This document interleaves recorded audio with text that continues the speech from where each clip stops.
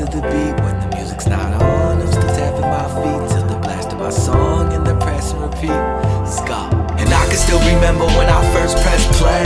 Mom always told me that I had it too loud, forgetting everything and making music all day. Got my feet in the sand and my head in the clouds, saying everything can change, you just gotta press play. That's my soul language.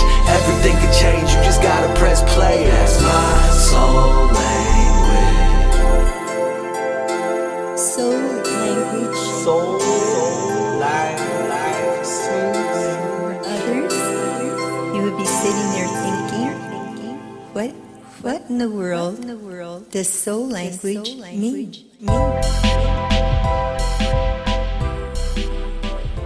Rhode Island in the winter, I started surfing here like 10 years ago, or I guess 8 years ago. And, at first you don't even think it's possible that you could surf in the winter in New England. And people still say that to me all the time, and that's what I thought. Winter is probably a special time. It's also pretty beautiful when you get out there and it snows, and you have the snow following, the waves coming in, and it's nice and clean and it's quiet. Yeah, the best part about New England is we get to surf by ourselves. Like today, I just got out of the water and there's no one anywhere on the beach. It was perfect, waist high, peeling off. And in the summer or in California, there would have been like 300 of your best friends out in the water. But here, there was just nobody out. It's just the water's cold and the air's cold, but it's worth it. The fact that you're sitting in the ocean, it's 20 degrees, the wind's blowing 20 miles an hour, it's 38-degree water, and you're not dying.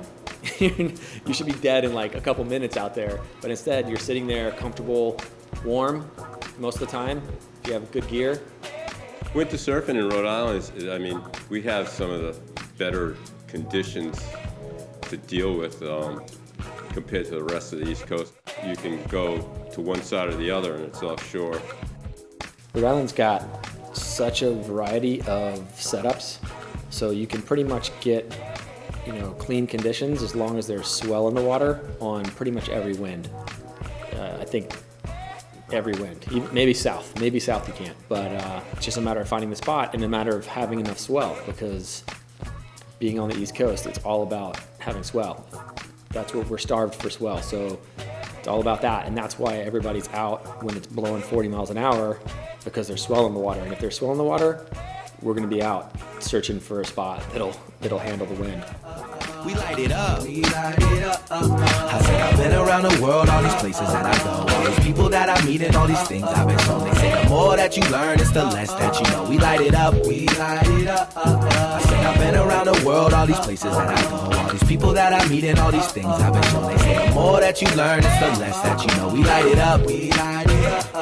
Hey yo, I'm out in Costa Rica with a match and a candle, sipping on cacique, getting drunk in my sandals. It's a different kind of booze, they don't sell it in handles. You can get drunk off the fumes, just the smell you can't handle. I met this kid Ryan, he up on the beach. He was from Rhode Island and I could tell by his speech. He says he moved after high school, he heard it was cheap. He bought them $20 ounces, throw them up in the leaf. Surf away half the day, sleep the rest on the beach. Throw away the fast life, yeah, it's resting in peace. It ain't a question if he was something destined to be. We already made it, bro, and once you know it's setting you free. It put me in the moment, that's why I'm in love with the weed. In Dominican with some mangoes, that's where I should be. We took a ride through the mangroves, he said there's no fee as long as we light it up. I said I've been around the world, all these places that I go, all these people that I meet and all these things I've been shown. They say the more that you learn, it's the less. I started making boards probably in 1970. I started stripping old longboards that weren't worth like $10.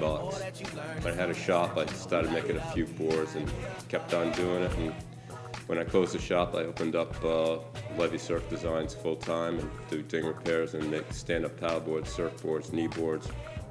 Mostly in the summertime, I like stand-up paddleboarding when the waves are small and just go for a paddle, and then we can grab a couple waves at the town beach. And you really have fun, and it's good exercise. I do it mainly to stay in shape for surfing.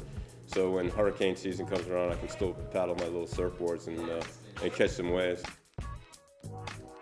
I love paddling in Rhode Island for a number of reasons. I love the rocky coastlines of Newport.